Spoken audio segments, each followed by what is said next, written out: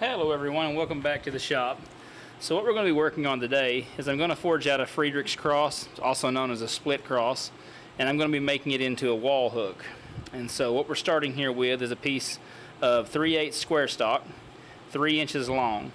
Now what I've done is I've scribed the line right here and I used my punch to mark it, and then I flipped it over. You can see it right here. And I scribed the line on this side, used my punch to mark it. So what we have is we have a line here and a line here.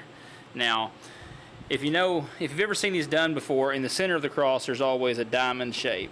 Now the size of that shape and how it turns out and everything comes from how far these two pieces overlap one another, because that's what's going to form that. So I'm not going for a huge one here. It'll be pretty good, but if you want to have a bigger one on this, then just overlap them more. So let's get this, well actually I was going to say let's get this tossed in the forge, but I've still got to cut it. So let's go over to the bandsaw and get it cut. Now you don't have to have a bandsaw to cut this, obviously. You can do it with a hacksaw, but I've got this bandsaw, so it's what I'm going to use. But one thing I've done in the past, I used to try to do this freehand, and these things heat up like crazy, obviously cutting steel. And it just gets so unwieldy that you're burning your fingers, having to dunk it in water. Plus, there's always the risk of running your finger into the blade, which is exactly what happened to me when I first started out trying to do it freehand. So what I did was I just took a piece of wood and I just cut a notch in it that this sets in like that. And that gives me full control. As I feed it into the blade, I can apply more pressure if it goes to walk off, or I can just, it gives me a lot of ability to control it. So let's go ahead and get this started up and get it cut.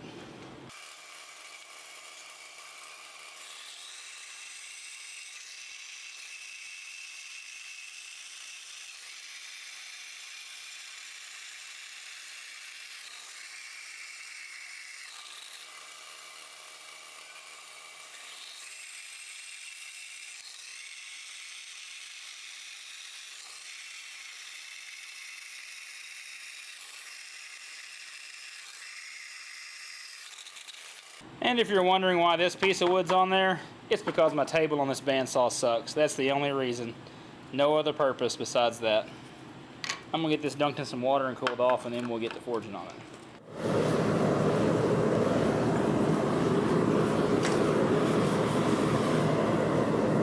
Temperature, I'm going to go ahead and put my hot cut hardy in here, and this is what we'll use to spread those sections we cut. We'll use this to spread it open. Now if you don't have one of these, like I said, you don't have to have one of these. You can use a hatchet, you can use a screwdriver, clamp in your vise and use a screwdriver to pry them open, a chisel. You can work the corner of your anvil. It's just that I have this tool, so I'm going to use it. I have used the corner of this exact anvil before.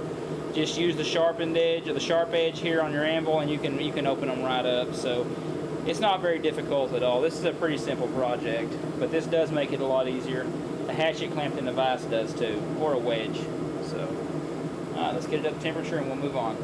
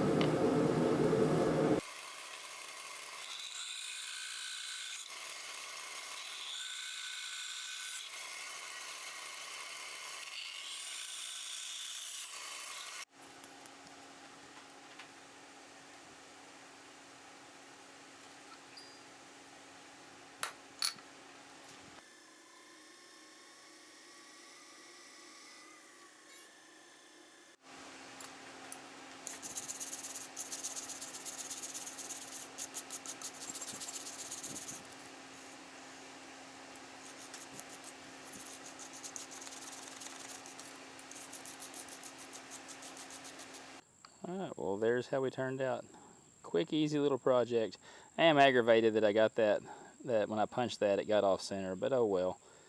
That happens sometimes. Would have been better if I would have punched it when it was hot, but that's okay.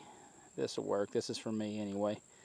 But yeah, this ought to make a nice little hook to hang some keys on or something like that. You can make them a lot bigger, obviously, if you want to, but this ought to work out.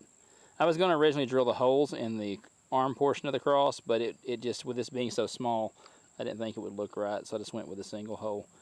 But yeah, beginner friendly, 1/4 inch square stock. Turned out good, I think. That being said, I appreciate you watching. Hit that sub button if you would, ring the notification bell, notified of this content as it posts, and I'll see you soon. Y'all have a good one. Bye-bye.